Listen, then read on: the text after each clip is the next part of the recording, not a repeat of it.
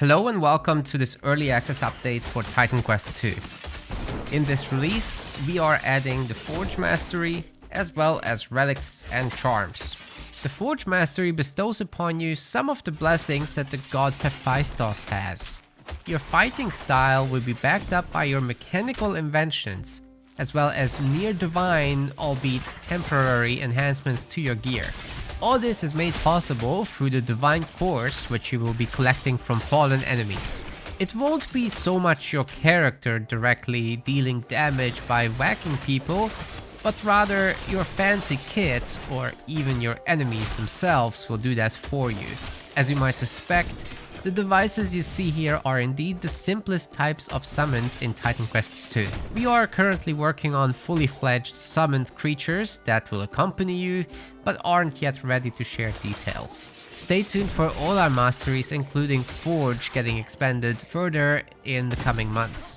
Back to Forge though. With many of your abilities costing divine cores, we can very easily create natural synergies by utilizing energy-based abilities from other masteries.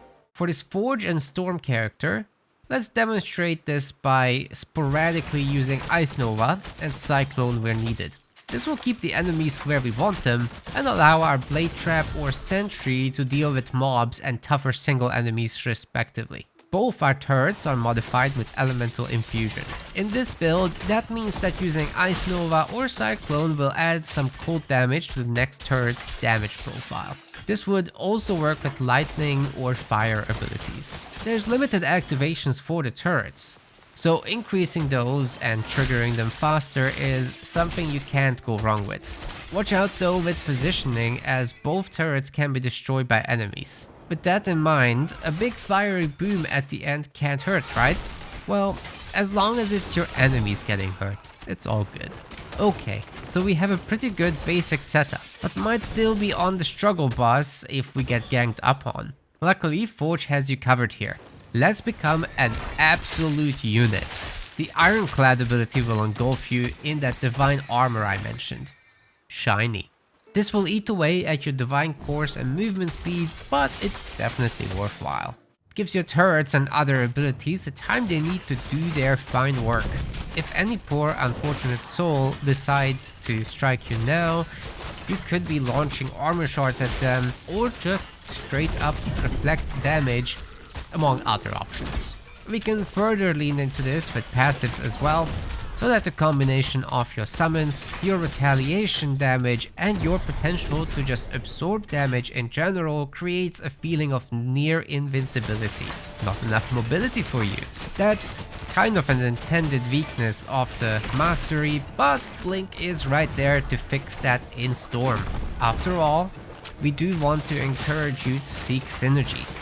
That said, even Forge has a little to offer you, at least in the form of chains. Can't easily get to your enemies? You go and tell them to get over here. Right into the field of turrets you have set up. At highest levels, you can add further to your tanking potential with the Tempered Arsenal aura, and place a force field to buff yourself and your devices and nerf enemies. After some time, you'll probably have found relics and charms during your adventures. Much like in the first game, these are shards that can enhance your items, adding basically further affixes to them.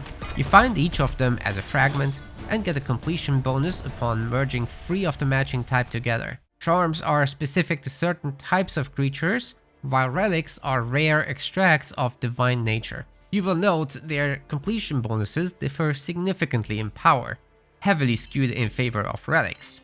As an example, the Boar Hide charm makes a return.